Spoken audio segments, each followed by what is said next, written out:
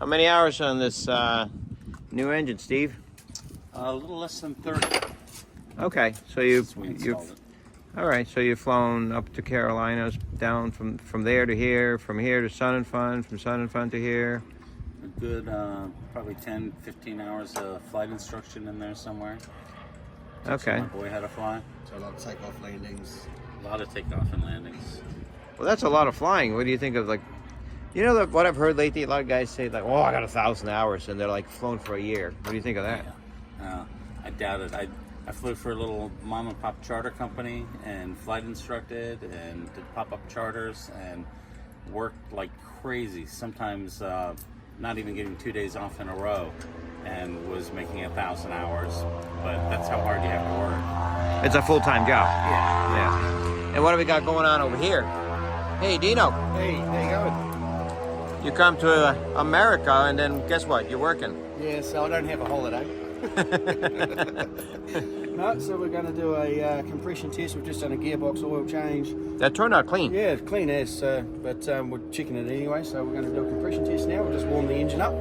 Plugs are out. And we got 30 hours, and that might not sound like much, but it's on a very special engine. It is the latest Viking engine, the 175, based on the 2-liter Civic.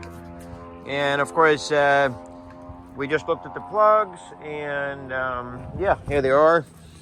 Of course, the first 30 hours or 25 hours or whatever really tells, of course, it'll tell kind of the story of if it was tuned correctly.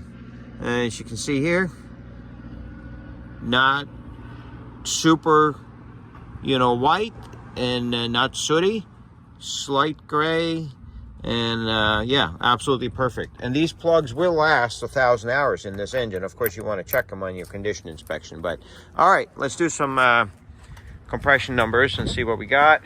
You got the first one in? Yep, first one in. All right, we'll get Zero, some. at 0. I got some power going here. Wheel chocked, clear of the prop. All right, throttle's full, but we don't have any coils in. And let's do cylinder 1.